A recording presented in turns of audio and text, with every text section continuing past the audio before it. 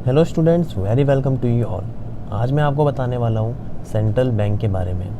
आज हम बात करेंगे कि सेंट्रल बैंक होती क्या है, क्योंकि हमने अपने पिछले वीडियो में ये कवर किया था कि बैंक दो तरह के होते हैं, कमर्शियल और नॉन कमर्शियल। वहाँ हमने नहीं सुना सेंट्रल बैंक का नाम। तो आखिर सेंट्रल बैंक क्या कमर्शियल बैंक है, क्या central bank non commercial bank है, या सेंट्रल बैंक एक अलग ही कंसेप्ट है? हमें इसके बारे में आज बात करना है कि व्हाट इज़ सेंट्रल बैंक। साथ ही साथ मैं आपको बताऊंगा कि सेंट्रल बैंक कमर्शियल बैंक से कैसे अलग है। अब यहाँ से तो एक बात क्लियर हो गई, सेंट्रल बैंक कमर्शियल बैंक तो नहीं है, मतलब central bank non commercial bank है। तो रुक जाओ, इतनी जल्दी अभी इतने आगे मत जाओ। हम धीरे धीरे स्टेप बाय स्टेप सारी बात करेंगे कि सेंट्रल बैंक क्या है और सेंट्रल बैंक कैसे अलग है कमर्शियल बैंक से। तो आइए अब अपनी वीडियो को स्टार्ट करते हैं। मेरा नाम है आकाश कुमार चौहान और आप मेरे साथ देख रहे हो आपका अपना यूट्यूब चैनल एग्जाम बेल। इसी बात पे keep subscribe my channel and hit the bell icon for getting more updates. Let start friends. देखो, आज हम बात करने वाले हैं कि what do you mean by central bank. आखिर सेंट्रल बैंक होती क्या है? तो मैं आपको एक लाइन बता देता हूँ जिससे आप बहुत ही क्लियर रह पाओगे कि सेंट्रल बैंक होती क्या है। जब भी आप वर्ड सुनो सेंट्रल बैंक तो आप याद कर लेना, सेंट्रल बैंक क्या है? Father of all bank. Central bank father of all bank है। यहाँ से एक बात क्लियर हुआ, मैंने ऑल बैंक लिखा है, मैंने कमर्शियल बैंक तो नहीं लिखा। मतलब सेंट्रल बैंक सबसे बड़ा है, हर बैंक से बड़ा है, चाहे वो कमर्शियल हो चाहे वो नॉन कमर्शियल हो। यहाँ से एक बात बिल्कुल क्लियर हो गई, सेंट्रल बैंक ना ही कमर्शियल बैंक है, सेंट्रल बैंक ना ही नॉन कमर्शियल बैंक है। सेंट्रल बैंक एक अलग ही कंसेप्ट था। क्यों? क्योंकि वो फादर ऑफ ऑल बैंक है। अब जो फादर ऑफ ऑल बैंक हम पढ़ेंगे फंक्शंस में, फिलहाल अभी मैंने आपको ये इसलिए बता दिया जिससे आप बिल्कुल क्लियर हो पाओगे सेंट्रल बैंक होती क्या है। अब आते हैं कि सेंट्रल बैंक है क्या। तो सेंट्रल बैंक एक ऐसा इंस्टीट्यूशन है जिसका क्या काम है, उसका काम है कंट्रोल एंड रेगुलेट करना मॉनेटरी एंड बैंकिंग सिस्टम को। अब देखो, मनी कितना मार्केट में आएगा, डिमांड क्या होगी मनी की, सप्लाई क्या होगी मनी की, ये सब तय करती है सेंट्रल बैंक। और साथ ही साथ जितने बैंक हैं मार्केट में, उन बैंक का कुछ सिस्टम होता है, कुछ रूल्स एंड रेगुलेशंस होते हैं, वो कौन ड्रॉ करेगा? वो सब कुछ फॉर्मुलेट करता है सेंट्रल बैंक। मतलब सेंट्रल बैंक क्या है? सेंट्रल बैंक ही वो बैंक है जो बैंकों को आदेश दे रहा है, बैंकों को डायरेक्शन दे रहा है, उसे हम कहेंगे सेंट्रल बैंक। मतलब देखो, बैंक के जितने रूल्स होते हैं वो उसमें से बहुत सारे रूल्स सेंट्रल बैंक के द्वारा फॉर्मुलेट किए गए होते हैं। क्यों? क्योंकि बैंक दो कमर्शियल भी है नॉन कमर्शियल भी है। जो कमर्शियल बैंक है वो प्रॉफिट कमाने के लिए ही सोचेगा हमेशा, लेकिन सेंट्रल बैंक की कुछ नोटिफिकेशन की वजह से कमर्शियल बैंक सिर्फ और सिर्फ प्रॉफिट कमाने के लिए नहीं सोच सकता, उसे आरबीआई के रूल को भी फॉलो करना पड़ता है, जिससे सोशल वेलफेयर हो पाता है, इजी तरीके से हो पाता है, चीटिंग नहीं हो पाती। तो अगर कोई पूछे सेंट्रल बैंक क्या है तो हम क्या बोलेंगे? Central bank is the apex institution that control regulates monetary and banking system. क्या क्या हुआ? कंट्रोल एंड रेगुलेट किया मॉनेटरी को एंड बैंकिंग सिस्टम को, ये दो चीज़ कंट्रोल कर रही है सेंट्रल बैंक। साथ ही साथ RBI, Reserve Bank of India, is the central bank of India, उसे हम कहते हैं central bank. Reserve Bank of India जो है वो सेंट्रल बैंक ऑफ इंडिया कहलाती है, जिसे हम सेंट्रल बैंक कह रहे हैं, उसे हम बहुत ही प्यार से जानते हैं आरबीआई। अब देखो, ये आपके लिए काम की चीज़ है कि इसका डेट आप याद कर लोगे। आरबीआई कब एस्टेब्लिश हुई? तो हम बोलेंगे इन 1932।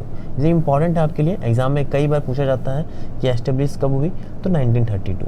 तो हमने अभी तक क्या देखा? हमने देखा कि सेंट्रल बैंक क्या है? सेंट्रल बैंक वो बैंक है जो कंट्रोल एंड रेगुलेट करती है मॉनेटरी सिस्टम को और साथ ही साथ बैंकिंग सिस्टम को भी।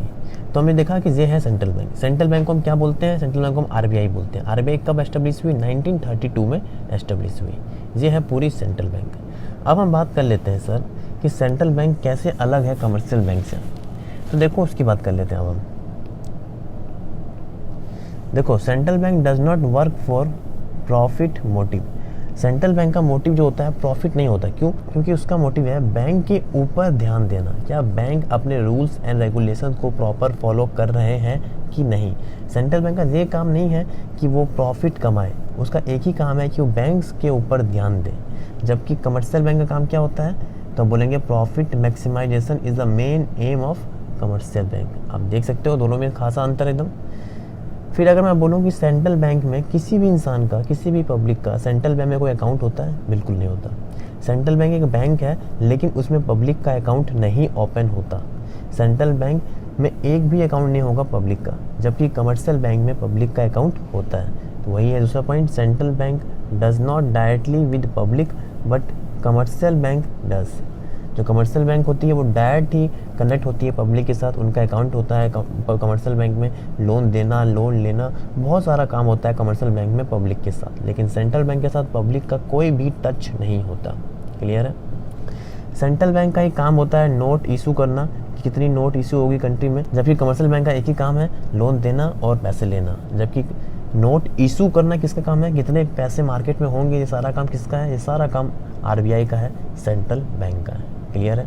उसकी अगर हम बात करें तो सेंट्रल बैंक कंट्री में एक ही होती है, there is only one central bank. लेकिन आपने देखा है कमर्शियल बैंक तो मार्केट में बहुत सारे, कमर्शियल बैंक में ऐसी कोई भी पाबंदी नहीं लगाई गई है, जबकि सेंट्रल बैंक एक ही होता है कंट्री के अंदर। लास्ट देखो क्या है, लास्ट लिखा हुआ है only central bank can control credit of the country. हमने देख भी लिया अपने डेफिनेशन में कि control and regulate monetary system. तो ये काम किसका होता है, ये काम होता है सेंट्रल बैंक का, जबकि कमर्शियल बैंक का काम ये बिल्कुल भी नहीं है।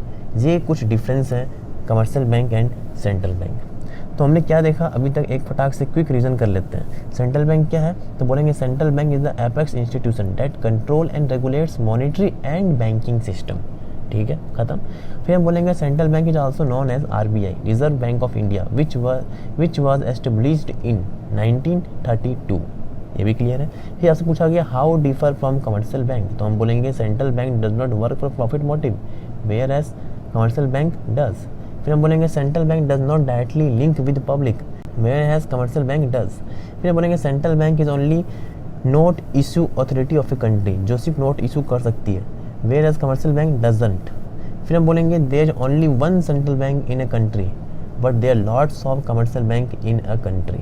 फिर हम बोलेंगे only central bank can control credit in a country whereas commercial bank doesn't. ये इसके कुछ डिफरेंस है, ये इसकी मीनिंग है, जो हमने देखा सेंट्रल बैंक क्या होती है और उनकी क्या डिफरेंस है कमर्शियल बैंक के साथ। क्लियर हो पाया आपको? जब भी आप कुछ भूल जाओ तो आपके दिमाग खाली एक ही बात आनी चाहिए, सेंट्रल बैंक क्या है, central bank father of all bank है। मतलब सेंट्रल बैंक तो कमर्शियल बैंक भी नहीं है, central bank non commercial bank भी नहीं है। सेंट्रल बैंक एक अलग टॉपिक है क्योंकि वो बैंकर ऑफ बैंक है, बैंकों का बैंक कहलाता है central bank, father of all bank, RBI, Reserve Bank of India. ये आपकी एक पूरी वीडियो है। अगर आपको मुझे नोट्स चाहिए तो आप मुझे टेलीग्राम पे ज्वाइन कर सकते हो, मैं वहाँ से नोट्स आपको प्रोवाइड कर दूंगा। साथ ही साथ अगर आपको ये वीडियो अच्छी लगी हो तो आप मेरे वीडियो को लाइक कर सकते हो, चैनल पे नए हो चैनल को सब्सक्राइब कर लें। कोई डाउट है तो आप कमेंट करके बता सकते हो, आपके डाउट को वहीं रिस्पॉन्ड किया जाएगा, आपके डाउट को पूरा क्लियर किया जाएगा। तो मिलते हैं अब एक अलग वीडियो में, नई वीडियो में, तब तक के लिए thank you and have a nice